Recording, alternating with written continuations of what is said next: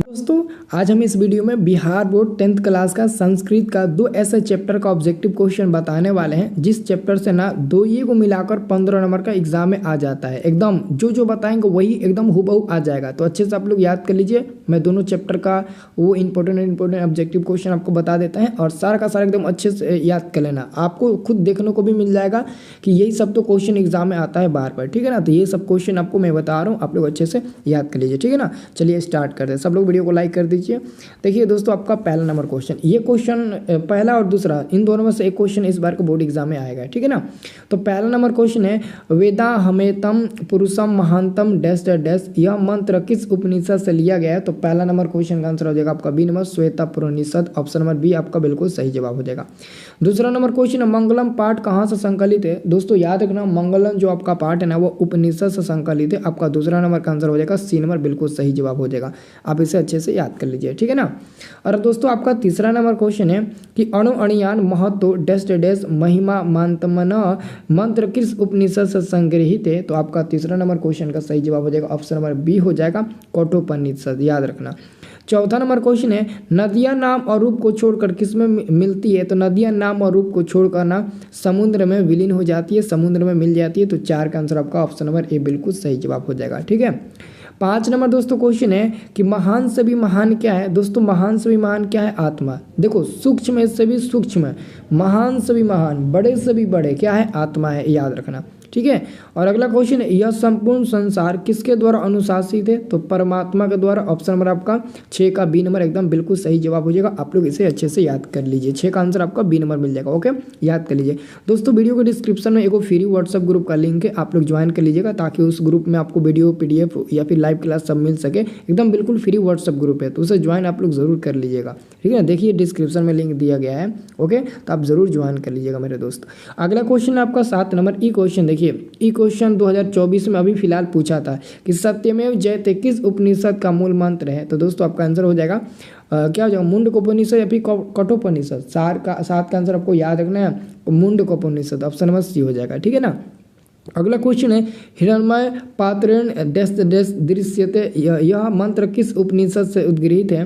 तो 8 number question का दोस्तों आपका बिल्कुल सही जवाब हो जाएगा, ऑप्शन नंबर ए हो जाएगा इस अवश्य उपनिषद से संग्रहित है। ऑप्शन नंबर आपका ए नंबर बिल्कुल सही जवाब हो जाएगा 8 का, ठीक है ना। अगला क्वेश्चन हमारे पास है दोस्तों 9 नंबर क्वेश्चन इंपॉर्टेंट है। मंगलम पाठ में कुल कितने मंत्र हैं। दोस्तों मंगलम पाठ में कुल कितने मंत्र हैं, कुल 5 मंत्र हैं, आपको याद रखना है। मंगलम पाठ में कुल कितने मंत्र हैं, 5 मंत्र है, इसे आप लोगों को अच्छे से याद रख लीजिएगा, ठीक है ना। अगला क्वेश्चन आपका है दोस्तों 10 नंबर, सत्य का मुख किससे ढका हुआ है। तो सत्य का मुख हिरण्मय पात्र से ढका हुआ है, ऑप्शन नंबर आपका बी नंबर बिल्कुल सही जवाब हो जाएगा।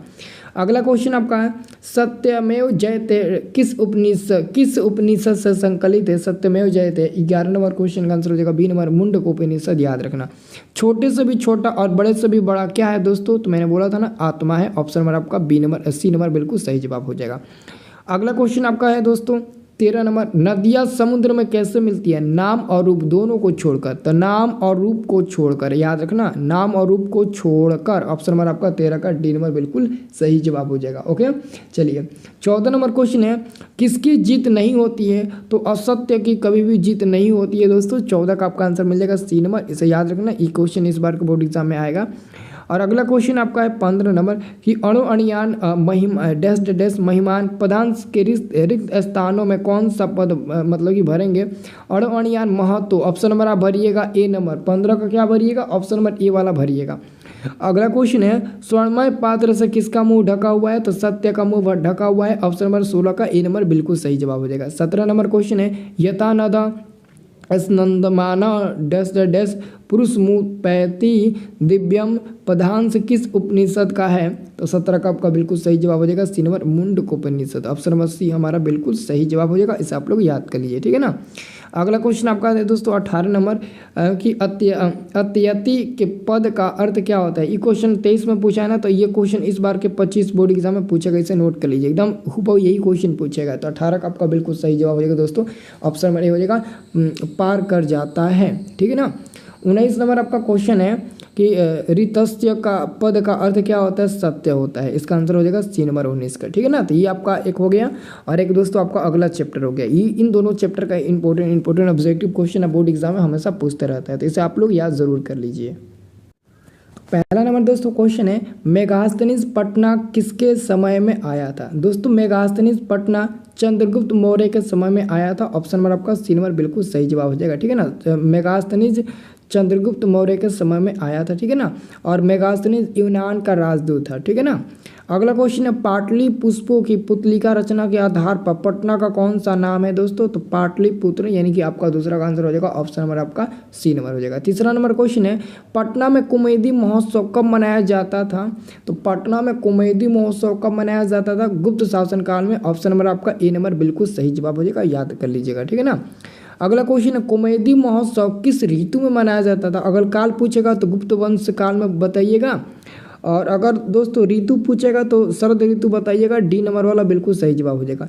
अब देखो अगला क्वेश्चन है, कूटनीतम काव्य के कवि कौन है। तो कूटनीतम काव्य के कवि है दामोदर गुप्त। ऑप्शन नंबर आपका बी नंबर बिल्कुल सही जवाब हो जाएगा 5 का।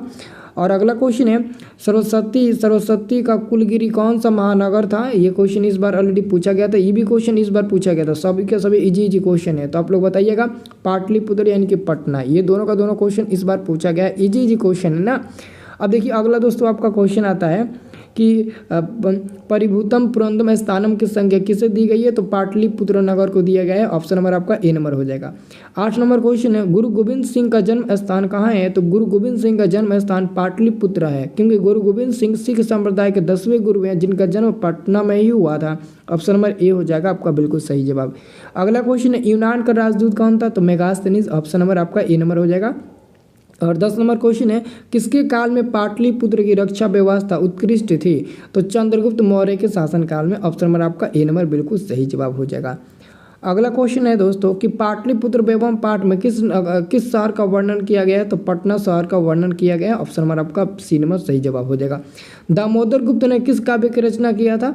तो कूटनीतम काव्य की रचना किया था दामोदर गुप्त ने। आंसर आपका डी नंबर वाला बिल्कुल सही जवाब हो जाएगा। अगला क्वेश्चन आपका है, पाटलिपुत्र किस प्रांत की राजधानी थी और है भी अभी। बिहार राज्य की। ऑप्शन नंबर ए हो जाएगा, ठीक है ना। अगला क्वेश्चन, पाटलिपुत्र यानी कि पटना का इतिहास कितना पुराना है। तो दोस्तों 2500 वर्ष पुराना है। ये क्वेश्चन याद रखिएगा, बहुत इंपॉर्टेंट है। और अगला क्वेश्चन है, पटना शब्द किस शब्द से बना है। तो पटन देवी पटना शब्द किस शब्द से बना है, ये क्वेश्चन आपसे पूछा गया। हाँ, पटन देवी आपका आंसर हो जाएगा। आपका आंसर ए नंबर वाला बिल्कुल सही जवाब हो जाएगा। आप लोग इसे याद रखिएगा, ए नंबर वाला, ओके। अब देखिएगा अगला क्वेश्चन कि गुरु गोविंद सिंह किस धर्म के गुरु थे। तो ये सिख धर्म के गुरु थे, सिख संप्रदाय के 10वें गुरु थे, याद रखना। अगला क्वेश्चन है, पटना में गंगा नदी पर कौन सा सेतु बना हुआ है। तो गांधी सेतु, जो एशिया महादेश का सबसे बड़ा सेतु है। आंसर आपका सी नंबर हो जाएगा 17 का। 18 नंबर क्वेश्चन है, पाटलिपुत्र किस नदी के किनारे अवस्थित है। तो गंगा नदी के किनारे अवस्थित है। आपका 18 का आंसर ऑप्शन नंबर ए हो जाएगा दोस्तों, याद रखिएगा। 19 नंबर क्वेश्चन है, पटना में हमेशा युद्ध आग और बाढ़ का भय रहेगा, यह किसने कहा था। तो भगवान बुद्ध ने कहा था दोस्तों। ऑप्शन नंबर आपका ए नंबर हो जाएगा। भगवान बुद्ध ने कहा था और उन्होंने भविष्यवाणी किया था ना कि आने वाला समय में पटना एक दिन बहुत बड़ा नगर होगा, लेकिन लड़ाई झगड़ा बाढ़ आग इस सबसे हमेशा पीड़ित रहेगा। और सही बात हुआ उनका। आज तो पटना बड़ा नगर छोड़ो बिहार राज्य की राजधानी बन गया है। अगला क्वेश्चन पूछा है ना कि गोलघर कहाँ है। तो गोलघर पटना में है। ऑप्शन नंबर बी हो जाएगा। वही का अर्थ क्या होता है दोस्तों। तो ये क्वेश्चन इस बार आ सकता है, इसको नोट कर लीजिए ना। ऑप्शन नंबर ए हो जाएगा, आग हो जाएगा। वही का अर्थ होता है आग। अगला क्वेश्चन है, गुरु गोविंद सिंह का जन्म स्थान किस नाम से किस नाम से प्रसिद्ध है। तो गुरुद्वार के नाम से प्रसिद्ध है। ऑप्शन नंबर आपका 22 का बी नंबर बिल्कुल सही जवाब हो जाएगा। 23 नंबर क्वेश्चन है, पाटलिपुत्र पटना के नाम से कब से प्रसिद्ध हुआ। तो मध्यकाल में। ऑप्शन नंबर आपका सी नंबर बिल्कुल सही जवाब हो जाएगा। अगला क्वेश्चन है, पटना नगर की पालिका देवी कौन है। तो पटन देवी। ऑप्शन नंबर सी बिल्कुल सही जवाब हो जाएगा। ये ऑलरेडी 2024 के द्वितीय बाल में दोस्तों ये क्वेश्चन पूछा गया था, इंपॉर्टेंट है। अगला दोस्तों क्वेश्चन है, सिखों के 10वें गुरु कौन थे? दोस्तों आपको याद रखना है, सिखों के 10वें गुरु थे गुरु गोविंद सिंह। ऑप्शन नंबर आपका सी नंबर हो जाएगा। राजशेखर का प्रमुख काव्य ग्रंथ कौन सा था? तो काव्य मीमांसा। ऑप्शन नंबर आपका बी नंबर वाला बिल्कुल सही जवाब हो जाएगा। काव्य मीमांसा के कवि कौन है? तो राजशेखर। वही क्वेश्चन है, उल्टा करके पूछा है, देख लो 26 27 दोनों क्वेश्चन सेम है। राजशेखर का प्रमुख ग्रंथ कौन सा है और इसी को उल्टा करके पूछ दिया। और देखो 2 बार इधर 2 बार इधर, 4 बार अभी कई बार पूछा है, इसकी कोई गारंटी नहीं है। तो आप सबको याद रखना है, यही सब क्वेश्चन एग्जाम में आता है, बस आपको अच्छे से मतलब ना मेहनत करके अच्छे से याद कर लेना है। अगला क्वेश्चन है, मध्यकाल पाटलिपुत्र वर्ष सहपरिमितम, ठीक है ना, मतलब कि हर यहाँ पर आप कह रहा है ना कि रेखांकित पद निम्न में से कौन सा होगा, यानी कि जो यहाँ पर मध्यकाल दिया है ना, यहाँ पर कौन सा शब्द आप भरेंगे तो सही होने का चांस है, मतलब कि सही है। तो 28 का आपका आंसर हो जाएगा ऑप्शन नंबर बी हो जाएगा कदा, ठीक है ना। 28 का आपका आंसर हो जाएगा ऑप्शन नंबर बी हो जाएगा कदा। अगला क्वेश्चन है, ग्रामोयम महानगरम भविष्यति किंतु कला अग्निदास्य, इसका मतलब समझ रहे हो ना। इसका देखो संस्कृत में लिखा गया है कि यह गांव एक दिन महानगर होगा, परंतु आग बाढ़ इत्यादि समय से भयभीत रहेगा। यह किसने कहा था? यह उक्ति किनकी है? तो भगवान बुद्ध की है। यही क्वेश्चन ना संस्कृत में ट्रांसलेट करके यहाँ पर पूछा है, तो थोड़ा सा भी आपको हिंट मिल जाएगा तो आराम से आप बता देंगे, क्योंकि उतना भारी तो क्वेश्चन है नहीं। अगला क्वेश्चन, मेगास्थनीज कहाँ का राजदूत था? तो मेगास्थनीज यूनान का राजदूत था। ऑप्शन नंबर ए आपका बिल्कुल सही जवाब हो जाएगा। अगला क्वेश्चन है, मही पद का अर्थ होता है, मही पद का अर्थ क्या होता है? तो आप लोग इसका आंसर याद रखिएगा, पृथ्वी होता है। पुरंदर पद का अर्थ क्या होता है? पुरंदर आपका पद का जो अर्थ होता है ना वो क्या होता है? इंद्र होता है। आंसर आपका सी नंबर हो जाएगा। और आपका अगला क्वेश्चन है, देखो ये भी क्वेश्चन आप बता देंगे, द्वितीय पाली में क्वेश्चन पूछा, प्रथम पाली में 23 के और 2300 में पूछा, 2400 में पूछा। याद रखना दोनों बार ये क्वेश्चन दोस्तों पूछा है, 2300 में पूछा और 2400 में पूछा, ठीक है। तो गुरु गोविंद सिंह सिख संप्रदाय से डैश गुरु आश्रित रिक्त स्थानों की पूर्ति कीजिए उचित विकल्प से।